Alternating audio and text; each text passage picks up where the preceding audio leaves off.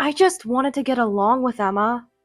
The unexpected person who saved me, abandoned by my husband after 15 years of support, was the least likely savior. I am Emily. I'm 40, living with my husband, our daughters aged 14 and 11, and my in-laws, making 6 of us in total. My husband James is 5 years older than me and runs a farm with the in-laws. I work in the fields from early morning, help with checking and shipping vegetables until evening, but as a wife, I don't get paid. I also do almost all the housework for 6 people. James doesn't get much of a salary either, being family, and honestly, our life is not easy. We live in a big country house, and the in-laws lecture me, saying, "You're lucky to live in such a large and fine house for free." But there's nothing good about it. It's just a lot of cleaning. Moreover, every weekend, my husband goes out drinking with his friends. Since there are no weekends off in farming, I have to do his work when he's hungover. He spends the little money he earns on alcohol. And if I complain, "Are you saying I don't earn enough?" he snaps back at me. I've often wondered why I even married him, looking down at his snoring face when he's drunk. The reason I didn't divorce him was that I had nowhere else to go. Having lost my parents early, my brother and his wife live in my childhood home. Without a family home to rely on and almost no savings, it seemed impossible for a 40-year-old woman with 2 daughters to survive. But I had my small pleasures, cooking with the vegetables we grew and the shared ingredients from other farmers and dairies. The ingredients might be irregularly shaped but tasted fine. When I cooked and gave the food as a thank you, everyone was delighted.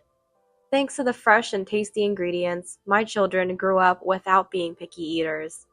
My husband and in-laws might criticize my cooking for being bland or poor, but they always finished their plates. The people around us were kind, and I could make and eat fresh, delicious food. My daughters were blessed with friends and enjoyed school. So, despite the worst husband and in-laws, I convinced myself I could live here, supporting my husband for 15 years. Then, one day, something unexpected happened. While working in the fields, a TV crew came to interview us. They were filming a program about visiting farmers' lunchtime, and they approached our house while we were working. My mother-in-law, Olivia, was thrilled, holding the microphone. "Please do! We can't offer much!" And then she whispered to me, "I'm going to put on some makeup, so you start preparing lunch quickly," and went back to the house. Reluctantly, I quickly wiped the sweat off my makeup-free face and prepared the dining table, while my husband James and my father-in-law Robert awkwardly handled the interview. For lunch, given the sudden visit, I couldn't prepare any elaborate TV-worthy dishes. The TV crew told us to keep it as usual, so I added a summer orange pound cake that I had planned to give away. Then Olivia appeared, lips bright red, dressed in her favorite dress. "Oh no, such a country-style table is embarrassing. Usually it's a bit more glamorous," she said. "No, no, this is an ideal lunch with lots of vegetables. Having so many dishes and even a homemade cake for lunch is amazing," responded the TV people. Sure enough, people on TV are good at flattery. Their flattery, though maybe not sincere, made me happy. During the meal, everyone at the table enjoyed the food, saying it was delicious and finishing everything. I was surprised. I thought they'd just taste a bit and leave it at that. Throughout the meal, Olivia continued to give nonsensical explanations about the dishes, none of which she had made. But as they were leaving, the staff thanked me, not Olivia, saying, "It was incredibly delicious." And they thanked me. Half a month after the filming, our meal was broadcast on TV. Of course, our relatives and neighbors were thrilled, and my phone rang off the hook that day.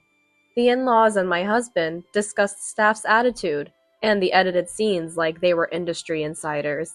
Local ladies commented, "James looks so handsome. He might become a famous handsome farmer." This only made my husband more arrogant. He started going out more often to brag about his TV appearance, leaving me with all the work. I was truly, truly fed up.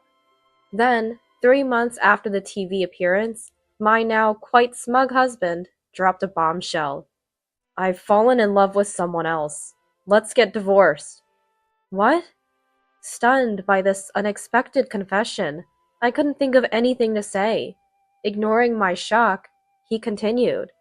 After the TV broadcast, a girl approached me. She listens to me so intently. I'm drawn to her. I think she's my destiny. So you're having an affair with her? I asked, my voice trembling. He sighed. No, it's not like that. When I said I'd date her, she refused, saying she can't be with a married man. She's so noble. That's why I have to be pure for her. What is that? So cheating is wrong, but it's okay to divorce and date? It's incredibly selfish. While I was still reeling from his one-sided story, Olivia interjected, sounding exasperated. Just get divorced already. What? I've always thought so. A dark, gloomy woman like you doesn't suit a handsome, kind man like James. When I heard he found a 24-year-old girl, I was sure. She's the true wife for our family. 24 years old? Could a girl 20 years younger than my husband really want to marry a low-income, middle-aged man with kids? Are you being fooled? What? My unexpected remark made Olivia widen her eyes in disbelief. Jealousy because you're being dumped is so ugly. I didn't mean it like that. You're a defective product who can't even bear a son. The new wife, you see, is attracted to James's kind heart and will come to our home. And of course, a younger, more obedient wife who can still bear children is better than an older, barren one. Right, Robert?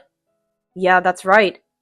Robert, usually so unnoticeable, nodded with a pleased smile, seemingly happy about the prospect of a younger wife.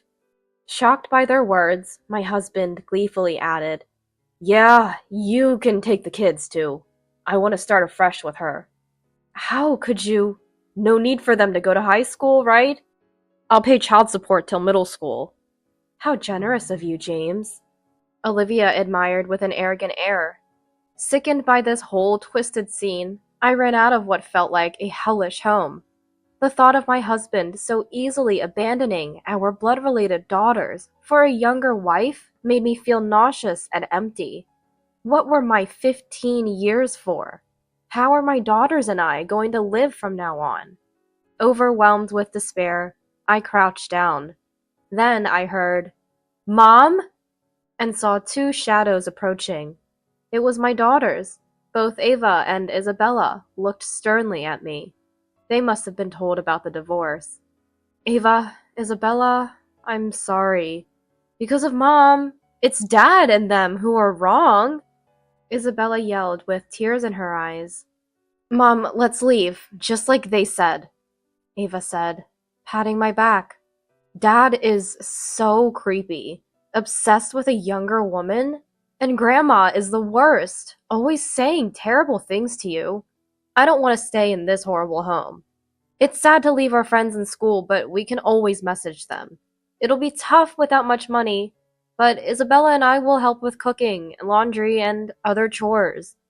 Yeah, 3 girls together can make it work. Ava, Isabella. Tears welled up in my eyes from the encouragement of my daughters. I have to be strong for my gently raised daughters. How can I, their mother, be downhearted? I must become stronger and make sure we find happiness together.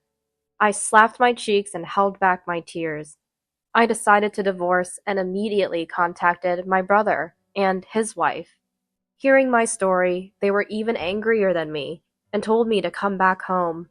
My sister-in-law, in tears, scolded me for not consulting her earlier. I had been hesitant to trouble her since she's not a blood relative, but I regretted causing her worry and felt grateful for her kindness. The next morning, while packing with the kids, I noticed a commotion in the yard. Peeking out the window, I saw a young woman arguing with James and Olivia. Could that be the future wife? As I watched, she noticed me and came towards me with a fierce look. Is it true you're divorcing James? Yes, yes. Her intense gaze made me hesitate. At my affirmation, she clutched her head and screamed. I don't know what he told you, but I don't like him at all. What? I don't like that delusional jerk, one bit. Really? What's going on? I was baffled by the sudden outburst of the woman I thought was the affair partner. Her anguished cries drew my stunned husband James and Olivia rushing over. Wait, Sophia, you watched TV and wanted to meet me, right? You said I was handsome. I never said you were handsome. I wanted to meet your wife, not some old man. I told you so many times. Me? I was taken aback by her unexpected revelation. Actually, I also help out on my family's farm. Seeing how you prepared all those vegetables so diversely, I really thought it was amazing. I genuinely respected Emily. That was all my doing! Olivia blurted out shamelessly. Sophia glared at her. A grandma in heavy makeup, sitting at the dinner table after farm work, couldn't possibly prepare such extravagant dishes. Heavy makeup? Grandma! I couldn't help but burst out laughing at Sophia's brutally honest words, earning a furious glare from Olivia.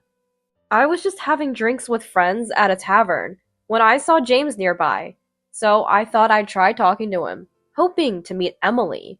But then he suddenly said, If you like me that much, I could date you. I thought he was joking, so I brushed it off, saying, I can't with a married man. Then he forcefully exchanged contacts, and yesterday he suddenly messaged me saying he'd divorced. So that's what happened. It turns out she was a victim just like me. My husband, who got carried away thinking he was a handsome farmer after appearing on TV, approached a young woman who misunderstood his intentions. How embarrassing. Utterly embarrassing. What? But I thought... My husband, unable to accept that he was misinterpreted, stood there gaping and shifting his eyes. Seeing his pitiful and ridiculous fate, any lingering feelings I had disappeared. I'm sorry for the trouble my husband caused. I apologized, still technically his wife. Sophia quickly bowed her head in response. I'm sorry for my rashness, but I never expected this. It's okay. I wanted to separate anyway. This turned out to be a good opportunity. What? James looked at me in shock. I'm the one who should be saying what. Honestly, I think it's better for you to separate too. What? James looked at Sophia in disbelief. Okay, even if you divorce Emily, there's absolutely no chance of us getting married. Don't contact me again. Goodbye. Wait, Sophia! My husband, James, frantically tried to chase after the swiftly departing Sophia, but he tripped and fell spectacularly. Ava, our eldest, who had been watching the whole time, muttered, That's so embarrassing, and laughed. Ignoring whatever James and the in-laws wanted to say, my daughters and I left the in-laws' house. After staying with my brother and his wife for a while, we rented an apartment in the same town as them. I filed for divorce sooner than expected. The lawyer they recommended was excellent, securing not only my daughter's college fees, but also a substantial alimony due to James's abusive behavior. I was really grateful that the attempted affair, which led to the divorce, didn't hinder us from getting the alimony. Naturally, James and the in-laws, who had lost Sophia, grumbled about the divorce, but the lawyer's firm stance, "We'll see you in court," made them relent and reluctantly sign the papers. Olivia's last words were, "James will find a much better wife than a barren one, or that ridiculous young girl." And then my husband said, "You'll regret this," as he left with those parting words. Thus, I escaped the hellish in-laws' house and started a new life with my daughters. 5 years later, Oh, is this celery salad a new creation? It looks delicious. Yes, it's our top pick for this summer. I run a deli and sandwich shop in a small country town. After the divorce, I worked for a farmer whose owner admired my cooking skills and encouraged me to open the shop. My vegetable-based dishes are popular among the elderly and picky children, and the media attention has increased recently. Every day feels rewarding, especially when customers come all the way from the city just to eat my sandwiches. My daughters, now in college and high school, help out in the shop on weekends. One day, as I was busy with this fulfilling life, James and my former mother-in-law suddenly appeared at my shop. I was not surprised, anticipating their visit since my media exposure had increased. Emily, you seem to be doing well. James, my ex-husband said in worn clothes, smiling familiarly. I saw you on TV. Proud to have a famous ex-daughter-in-law. Olivia, still in the same red lipstick and dress from 5 years ago, nodded in satisfaction. What nonsensical things are they talking about in the middle of a weekday? You're not my husband anymore. If you're not buying anything, please leave, I said. Don't rush. We've come to take you back, James retorted. What? You've done well alone, but you look so tired on TV. I know you want me to rescue you, he assumed. If you love cooking, you can open a cafe in our old house, but you must work in the fields. Oh, and your daughters are of marriageable age now, right? There's a 40-year-old neighbor looking for a wife. Both James and Olivia continued with their convenient delusions. Even after 5 years, these people haven't changed a bit. Before I could retort, an employee emerged from the back. Wow, look who's here! The delusional jerk. What? Who are you? As my husband turned to glare at the source of the insult, his face froze in shock. Sophia? Why are you here? Yes, wearing the same apron as mine was Sophia, the woman James had once tried to have an affair with. Why? Because Sophia's dad is my employer. What? James and Olivia were dumbfounded by this unexpected revelation. Sophia and I exchanged glances and laughed. After my divorce, I had moved back to my brother's town, and incredibly ran into Sophia at a local supermarket. We hit it off, and I ended up working part-time at her family's farm. My cooking with discarded vegetables gained popularity, leading to the opening of our sandwich shop. Thanks to the goodness of abundance you let go, our business is thriving, I said. Don't be silly, Emily. You're the lucky charm here, Sophia playfully responded. James and Olivia were clearly taken aback. Now was my chance to strike. James, I heard you got scammed in a marriage fraud. Did you get your money back? What? How did you know that? James's face turned pale. Apparently, he had been desperately seeking a young, unmarried, and beautiful wife, failing miserably. A supposed ideal match turned out to be a con artist, swindling a large sum from him. They had approached me, thinking I was unaware and could be a free laborer with money. They thought they could deceive me and take me back, but too bad for them. But I had a spy in the in-laws' house who kept me informed. The eggs in this scramble come from Brown's farm, and these tomatoes in the salad are from Miller's. Brown? Miller? Former mother-in-law was flustered. Yes, Brown, the poultry farmer, and Miller, the tomato grower, were neighbors of my former in-laws. All the local farmers agreed to supply my shop. They also keep me updated about you, you know. I smiled with the brightest smile I never showed in the former in-laws' house. However, seeing my smile, they started trembling like old tractors. No way. Scammed out of a $200,000 in marriage fraud? Don't expect any money from me. I'm remarried. What?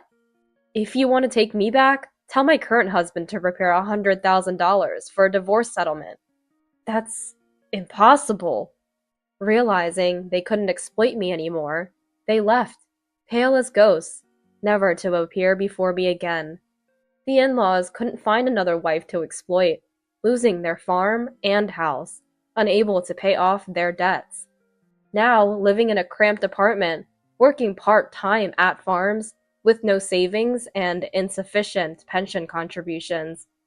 Poultry farmer Brown told me about their pitiful end. "Serves them right," he said with a laugh. Brown is a kind person who has always cared for me. My ex-husband and his family were no good, but I believe I was blessed with the people around me. Though my marriage was tough, I was blessed with kind people around me. I once thought divorce meant the end for me and my kids, but it wasn't true. Living honestly and earnestly, there are people who notice and care. "You can laugh at such terrible men," my friends say. Life isn't as bad as I thought. "Welcome!" I hung the blue Norin at my little country sandwich shop, imagining the delightful smiles my sandwiches would bring.